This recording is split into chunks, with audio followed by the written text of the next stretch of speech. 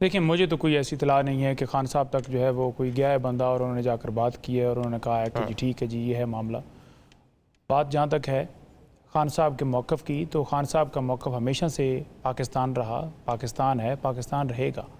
उस हवाले से उन्होंने एक मैसेज भी भेजा, जो ट्वीट भी हुआ, जिसमें उन्होंने कहा कि मोदी के उस वार के बाद पाकिस्तान कौम यकजा हो गई। और आप देखें कि जिस तरह यकजा हुई, फिर तमाम जमातों को भी और फ़ौज को भी उसने, आप देखा आपने कि जिस तरह उन्होंने तारीफ़ की कि तहरीक इंसाफ ने जिस तरह रोल अदा किया है, तहरीक इंसाफ तमाम जमातों ने, यानी तमाम जमातों में फिर तहरीक इंसाफ भी आती है, और जिस तरह सोशल मीडिया के वॉरियर्स ने रोल अदा किया है, उसके बगैर तो नहीं नैरेटिव बिल्ड हो पा रहा था। ये ट्विटर खोलना भी उसी नैरेटिव बिल्ड करने के हवाले से, ताकि मौक़िफ़ जो है वो देना बड़ा ज़रूरी था, उस हवाले से जवाब देना कि एक फास्ट फ्लैग ऑपरेशन है। दूसरा, अलीमा खानम की मुलाकात के हवाले से बात की गई कि उनकी हो गई और शायद इस वजह से कुछ ऐसा हो गया।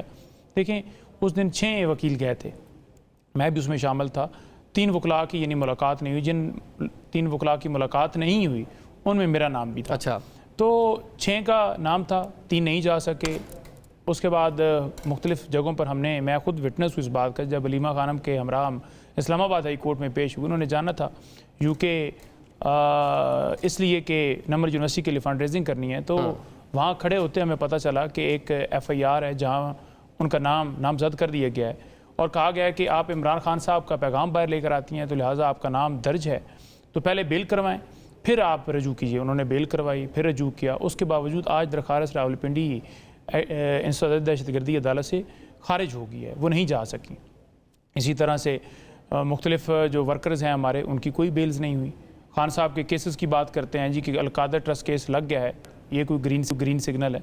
देखें, केसेस पहले भी खान साहब को सज़ाएँ दी गई, और चाहे साइफर हो, तोशा खाना हो या इद्दत केस हो, तमाम केसेस लगे हैं और उनमें बरियत हुई है।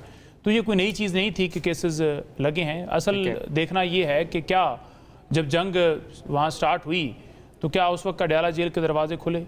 नहीं खुले। सबको पता है कि पॉलिटिकल केसेस हैं। ये राना सनौला साहब भी एडमिट करते हैं कि अगर बातचीत होती है तो उनकी रिहाई के हवाले से भी देखा जा सकता है, सोचा जा सकता है, तो तभी देखा जा सकता है ना कि पॉलिटिकल है केसेस, तो सबको पता है, लेकिन नहीं किया गया।